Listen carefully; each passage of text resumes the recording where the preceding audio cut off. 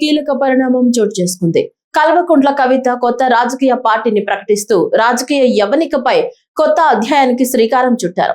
తెలంగాణ రాష్ట్ర సేన పేరుతో కొత్త పార్టీ ఆవిర్భావాన్ని ప్రకటించిన కవిత మేడ్చల్ జిల్లా మునిరాబాద్ లో నిర్వహించిన భారీ సభలో కార్యకర్తల మధ్య ఈ ప్రకటన చేశారు.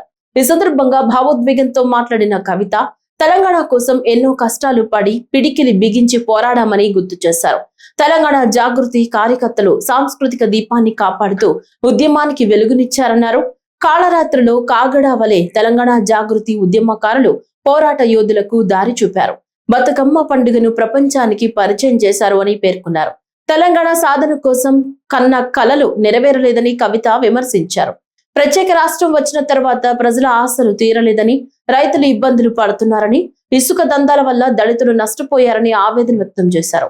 అంతేకాకుండా కల్వకుంట్ల చంద్రశేఖరరావు నాయకత్వంపై పరోక్షంగా విమర్శలు గుప్పించిన కవిత ఉద్యమ రథం దారి తప్పిందని వ్యాఖ్యానించారు. భారత రాష్ట్ర సమితి ప్రజల ఆవేదనను అర్థం చేసుకోలేకపోయిందని ఆరోపించారు.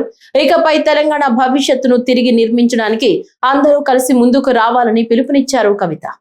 ఎందరో మంది మహానుభావులు ప్రొఫెసర్ జయశంకర్ గారి దగ్గర నుంచి మొదలు పెడితే చాక లైలమ్మ గారు, దొడ్డి కొమరయ్య గారు, ఆరుట్ల కమలాదేవి గారు, రావి నారాయణ రెడ్డి గారు, సురవరం ప్రతాప్ రెడ్డి గారు, దాశరథి గారు, కాళోజీ గారు, నక్సలైట్ ఉద్యమంలో గద్దరన్న గారు, గణపతి గారు, మారోజు వీరన్న గారు, సాంబశివుడు గారు, ఇట్లా అనేక మంది పోరాటం చేస్తే అంతో ఇంతో సమానత్వం ఇప్పుడు వచ్చింది. మరి ఒక నూతన రాజకీయ శక్తిగా రాబోతా ఉన్నామని చెప్పినాం. మన పార్టీ పేరు చెప్పాలా? రెడీయా? టిఆర్ఎస్. జై తెలంగాణ!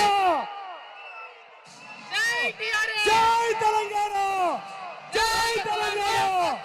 జై తెలంగాణ! తెలంగాణ రాష్ట్ర సేన! జై తెలంగాణ రాష్ట్ర సేన! జై తెలంగాణ రాష్ట్ర సేన! జై తెలంగాణ రాష్ట్ర సేన! కవితమ్మ గారి నాయకత్వం! కవితమ్మ గారి నాయకత్వం! కవితమ్మ గారి నాయకత్వం! కవితమ్మ గారి నాయకత్వం! కవితమ్మ గారి నాయకత్వం! తెలంగాణ